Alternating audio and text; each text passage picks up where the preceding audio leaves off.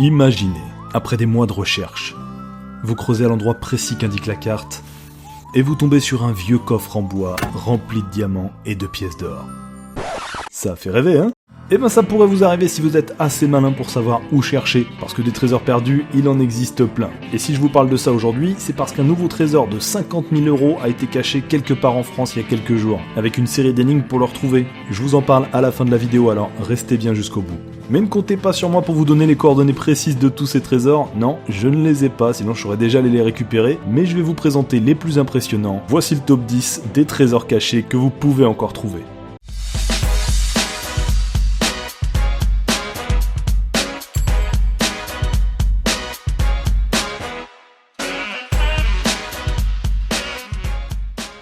Numéro 10, le butin de John Dillinger. On commence avec le trésor le plus simple à dépenser de ce classement, puisqu'il s'agit tout simplement d'une valise contenant 200 000 $. Et oui, pas de coffre de pirate rempli de pièces ou de bijoux, mais juste des billets. Ah oui, et avant de vous en dire plus, il faut que je vous précise quelques règles. En France, il est interdit de fouiller le sol à la recherche d'un trésor, même chez vous. Par contre, si vous tombez dessus par hasard, en jardinant par exemple, là ok, il est à vous. Et encore, vous êtes obligé de le déclarer, et si on juge que votre trésor présente un intérêt culturel, scientifique ou historique, on peut vous le récupérer. Mais à partir du moment où c'est pas le mien, qu'est-ce que vous voulez que ça me foute ? Ouais, bon, vous voyez que la mallette de billets, c'est pas le plus excitant, mais c'est quand même le plus pratique. Sauf que, bon, là, la mallette de John Dillinger, vous risquez pas de la trouver en France, tout simplement parce que ce Dillinger, c'était un des plus grands gangsters de Chicago dans les années 30, spécialisé dans les braquages de banques. Ce garçon est incorrigible.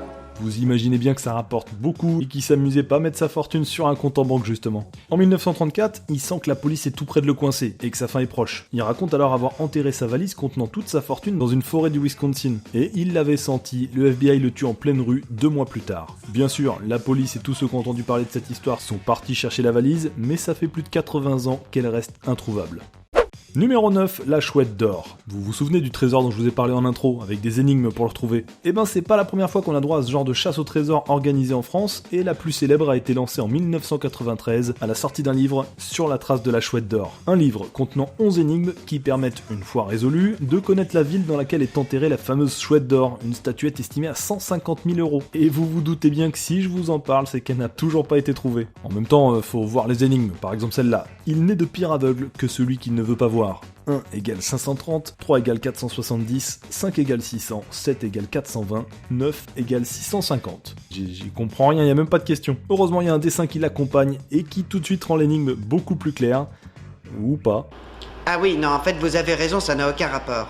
Mais imaginez que vous arrivez à tout comprendre, et à savoir dans quelle ville est enterrée la chouette, vous ne saurez toujours pas où il faut creuser précisément. Et ben pour le savoir, il va falloir résoudre une 12e énigme cachée dans les 11 premières. Il y en a marre, hein, mais marre, hein. En 2009, 16 ans jour pour jour après l'enfouissement de la chouette, l'auteur du livre, Max Valentin, meurt et emporte son secret avec lui. Mais la chasse au trésor n'est pas terminée, et chaque année il y a de nouvelles personnes qui se mettent en tête de trouver la chouette d'or. Excusez-moi, je suis en retard. Alors il est où le trésor là ? Numéro 8, le trésor de Rennes-le-Château. Rennes-le-Château, c'est un tout petit village de moins de 100 habitants situé ici, entre Toulouse et Perpignan. Et il se pourrait bien qu'il cache le trésor d'un homme plutôt mystérieux, l'abbé Saunière. L'histoire remonte à la fin du 19e siècle, quand l'abbé se lance dans une modeste rénovation de l'église du village qui tombe en ruine. Mais en commençant les travaux, les ouvriers seraient tombés sur des parchemins cachés entre les pierres qu'ils auraient simplement remis à l'abbé. Sauf qu'à partir de ce jour-là, son comportement change complètement. Il se met à fouiller dans son église et à creuser dans le cimetière pendant des nuits.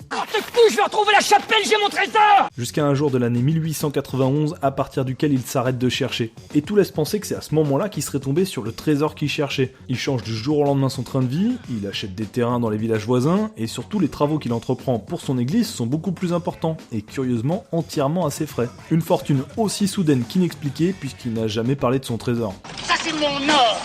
Et mon or c'est mon argent, voilà! Donc j'ai pas besoin de bouffer! Sauf qu'un trésor perdu à Rennes-le-Château, et sur lequel il aurait pu tomber, c'était carrément probable. On pense à une fortune des Visigoths, cachée là après un pillage romain au 5e siècle, ou encore au trésor des Templiers. Bref, je résume pour ceux qui veulent retrouver ce trésor-là, on ne sait pas où il est, on ne sait pas ce qu'il contient, on n'est même pas sûr à 100% qu'il existe. Bon courage à vous. Numéro 7, le trésor du Capitaine Kidd. Alors ça c'est le trésor perdu tel qu'on l'imagine dans les histoires pour enfants, celui d'un méchant pirate écossais, William Kidd, qui attaquait les autres navires et même les autres pirates vers la fin du XVIIe siècle. Et comme tout bon capitaine, il n'était pas seul, 150 hommes l'accompagnaient à bord de son navire, l'Adventure Galley. Sauf que lui était tellement sanguinaire qu'il n'hésitait pas à tuer les membres de son propre équipage pour se faire respecter. Sa plus grosse prise, le pillage d'un navire indien qui contenait un butin suffisamment immense pour les rendre riches, lui et ses hommes. De l'or, de la soie, des pierres précieuses, tout comme dans les histoires de pirates je vous dis. La prise tellement parfaite pour le Capitaine Kidd qui s'est même pas embarrassé à ramener le butin, non, il a juste décidé de couler son Adventure Galley et d'aborder le navire indien pour se l'approprier. Tu n'as pas la permission de monter à bord de ce navire. J'ai pas pu résister, c'est un superbe bateau. Navire. Mais c'est ce coup-là qui le poussa à sa perte, après ça il fut traqué et finalement arrêté. Mais entre-temps, il avait pris soin de cacher sa nouvelle fortune, que les meilleurs chasseurs de trésors cherchent toujours. Et les pistes sont nombreuses, à l'est du Canada, aux États-Unis, on a même pensé l'avoir trouvé à Madagascar avant de se rendre compte que ce n'était pas le sien. Bref, ce coup-ci, j'ai même pas de zone à vous donner pour chercher, non là on peut juste dire que le trésor est... quelque part. On est mal barré. Numéro 6, le trésor de Forrest Fenn. Voilà un trésor récent puisqu'il a été caché en 2010 par un millionnaire américain de 82 ans, Forrest Fenn, un célèbre collectionneur qui a trouvé amusant d'annoncer à tout le monde qu'il avait mis pour $1 million de pièces et de pépites d'or dans cette toute petite cassette, puis qu'il l'avait caché quelque part dans les montagnes rocheuses d'Amérique. Et bien sûr, il a précisé que celui qui la trouverait en deviendrait l'heureux propriétaire. Alors je vous rassure, il a laissé des indices, tout réside dans ce poème et cette carte pas très explicite. Et ce petit jeu, il a choisi de le lancer quand on lui a annoncé son cancer. Il s'est dit qu'il devait laisser derrière lui quelque chose d'unique, plus mémorable qu'un compte en banque bien rempli. Qu'est-ce que j'en ai à foutre de l'argent, je suis un artiste. Et je peux vous dire qu'il en faut du mérite pour trouver son trésor, parce que les montagnes rocheuses, c'est immense. Depuis qu'il l'a caché, 3 personnes qui sont parties le chercher sont portées disparues, et une 4e a même été retrouvée morte en juillet dernier. Mais ça n'empêche pas Forrest Fenn, qui lui est toujours bien vivant, de trouver ça amusant et de laisser son trésor à qui voudra bien le récupérer. Si vous n'aimez pas la montagne, allez vous faire foutre. Surtout que je sais ce que vous vous dites à ce moment précis, et perso je me dis la même chose, si ça se trouve il a jamais laissé de trésor nulle part. Numéro 5, la chambre d'ambre. Quand on parle de trésor perdu, on imagine plutôt un coffre enterré ou caché dans les murs, mais là, le trésor, c'est justement les murs. Une pièce entière recouverte d'ambre authentique sculptée. Alors pour ceux qui ne le savent pas, l'ambre c'est en quelque sorte de la sève de sapin mais fossilisée, et ça vaut très cher. Là il y en aurait pour près de 150 millions de dollars. Et encore ça c'est juste le prix de la matière, mais en vrai sa valeur artistique et surtout historique est bien plus élevée. Parce que oui, cette pièce a une histoire assez incroyable, vous vous doutez bien pour qu'on sache même plus où elle est. Aide-moi à chercher au lieu de gueuler, t'es gentil là. À la base, la chambre d'ambre a été offerte au XVIIIe siècle par le roi de Prusse Frédéric Ier au tsar russe Pierre le Grand, et c'est donc en Russie, à Saint-Pétersbourg, qu'on pouvait l'admirer pendant plus de 200 ans. Et à ce moment-là, on savait parfaitement où elle était. On savait d'ailleurs tellement bien où elle était qu'en 1941, en pleine Seconde Guerre mondiale, les nazis l'ont démontée et emportée pour l'exposer chez eux, pendant plusieurs années, avant d'être déplacée de nouveau vers la fin de la guerre. Et c'est là qu'on a perdu sa trace. On sait qu'elle existe quelque part, dans les souterrains d'un château, ou au fin fond d'un bunker secret, sauf que ce trésor-là, on ne sait pas non plus où il est aujourd'hui. Oh ben ça c'est une surprise. Oh c'est incroyable. Je crois bien que je vais crever d'une crise cardiaque tellement c'est surprenant. Qu'est-ce qu'on va faire maintenant? Alors en attendant, on peut toujours se consoler avec cette unique photo en couleur de la chambre d'ambre, ou en visitant cette réplique à Saint-Pétersbourg, certainement bien moins coûteuse que l'original.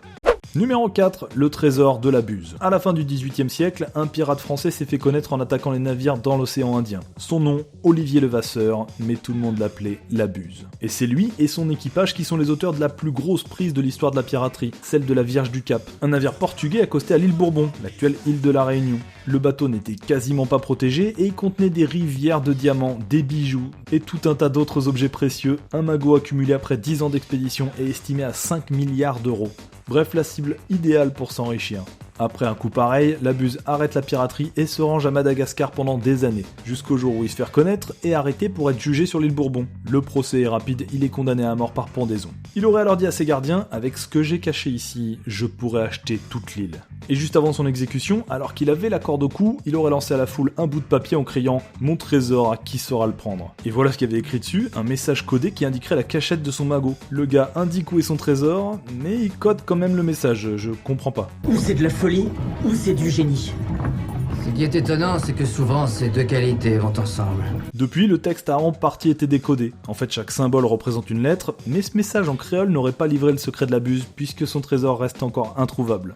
Ouais, si ça se trouve, lui aussi il a bluffé, et il n'y a jamais eu de trésor. On me la fait pas à moi. Dis donc, Bigorneau, tu me prends pour un bouffon des mers chaudes ou quoi? Numéro 3, le trésor des nazis. Ouais, je sais, dit comme ça fait pas tellement rêver. De l'or frappé de l'aigle allemand ou d'une croix gammée, c'est pas super propre, on va dire. Surtout qu'il n'y a pas que ça, rajouter tout un tas de bijoux et d'objets de valeur volés aux victimes juives, aux soldats soviétiques ou aux banques des pays occupés durant la Seconde Guerre mondiale, et vous avez le trésor des nazis. Et récupérer tout ce qu'il y avait à prendre, même les dents en or de leurs victimes. Ah oui, non, ça fait pas du tout rêver en fait. Le Troisième Reich et l'idéologie nazie m'ont toujours rendu dubitatif. Mais quand on connaît la puissance de leur armée et la taille des territoires pillés, on se doute bien que le trésor est phénoménal et que ça vaut quand même le coup de le chercher. Et pour retrouver sa trace, il faut remonter vers la fin de la guerre, quand les nazis sentent que leur défaite est inévitable. Ils auraient alors décidé de cacher leur butin, sauf qu'ils ont effacé toute trace de son emplacement. On a bien plusieurs pistes, dans un bunker ou dans un train caché dans des tunnels refermés, mais la rumeur la plus persistante est qu'ils l'auraient jeté dans des caisses au fond du lac Toplitz en Autriche. Bref, on ne connaît pas exactement son contenu ni son emplacement, mais les historiens sont certains qu'il existe et qu'il n'a pas encore été retrouvé. Numéro 2, le trésor d'Atahualpa. Très certainement le plus gros trésor perdu au monde, et c'est très certainement le plus dur à retrouver aussi. Son histoire remonte à l'époque des Incas, en 1532, quand le conquistador espagnol Francisco Pizarro découvre l'actuel Pérou et son peuple aux richesses incroyables. Mais plutôt que de les chercher, il va avoir une idée bien plus mesquine, forcer les Incas à les lui donner. Et comment? En capturant l'empereur Inca Atahualpa et en demandant une rançon pour le libérer. Et ça marche, des convois arrivent des quatre coins de l'Empire, remplis de merveilles, des bijoux, des statues, des trônes, des plats. Mais la culture locale, on peut pas dire que ça passionne les Espagnols, la preuve, ils font fondre le tout pour en faire des lingots. 6 tonnes d'or et 12 tonnes d'argent qu'ils ramènent au pays. Et mesquin jusqu'au bout, Pizarro décide de tuer l'empereur Atahualpa au lieu de tenir sa parole et de le libérer. Vous êtes vraiment des sauvages. Mais ce qu'il ignorait à ce moment-là, c'est que d'autres trésors étaient encore en chemin. Sauf qu'en apprenant la mort de leur empereur, les Incas auraient tout jeté au fond du lac Titicaca. Et c'est là que ce magot estimé à plusieurs milliards de dollars reposerait depuis des siècles. Bon, allez, je vous laisse le tout à 30 milliards et on n'en parle plus. 30 milliards, ça ira. Bien sûr, beaucoup de monde a tenté de le retrouver depuis, comme le commandant Cousteau dans les années 70, mais quand on sait que le lac est aussi grand que la Corse, on se dit qu'il faudra un sacré coup de bol pour tomber dessus. Et numéro 1, l'Arche d'Alliance. Comment vous parler de trésors perdus sans évoquer l'Arche d'Alliance? Oubliez les coffres au trésor dont je vous ai parlé avant celui-ci, ici le trésor, c'est le coffre. Un coffre en bois d'acacia, recouvert d'or avec 2 anges sur le dessus et 4 anneaux pour glisser 2 barres de transport. Enfin, ce qu'il y a dedans n'est pas mal non plus. D'après l'Ancien Testament, l'Arche d'Alliance contiendrait les tables de loi sur lesquelles sont gravés les 10 commandements. J'invente rien, c'est Moïse qui a dit que ça vient de la part de Dieu lui-même. Tu ne commettras point d'adultère. Tu ne convoiteras point la femme de ton prochain, ni son serviteur. Et surtout, l'arche aurait des pouvoirs extraordinaires comme amener n'importe quelle armée à la victoire ou même foudroyer celui qui la touche directement, rien que ça.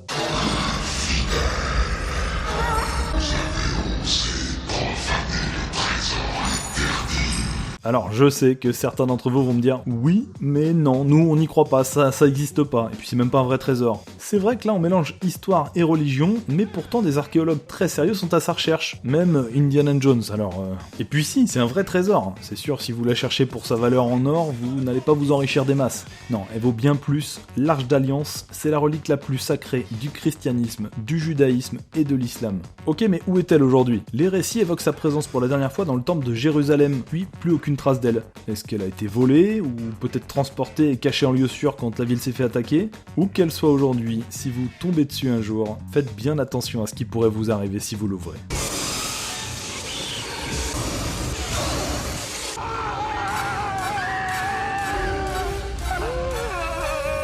J'espère que ça va vous donner envie de partir chercher un de ces trésors, même si bon, ça fait des années que les meilleurs archéologues et historiens les cherchent déjà. Bon courage. Par contre, le trésor dont je vais vous parler risque de vous intéresser si vous aimez les énigmes et l'aventure. Écoutez ça, c'est un projet que je trouve génial. Un mystérieux libraire a enterré un coffre avec 150 vraies pièces d'or, des diamants, des saphirs, des émeraudes, comme dans les histoires de pirates. Bref, il y en a pour 50 000 €. Il est le seul à savoir où il est caché, mais il m'a contacté pour vous en parler puisque la chasse au trésor est ouverte à tout le monde. Et là, vous voulez savoir comment on fait pour retrouver le trésor? Et bien pour ça, il va falloir résoudre 11 énigmes de plusieurs niveaux qu'il a écrit dans ce livre, À la recherche du trésor perdu. Bref, si vous voulez être parmi les premiers à tenter de le trouver, je vous mets le lien dans la description pour le précommander, et ça sort en librairie au mois de mai, alors soyez prêts. Moi c'est sûr, je vais le chercher. Il est à moi.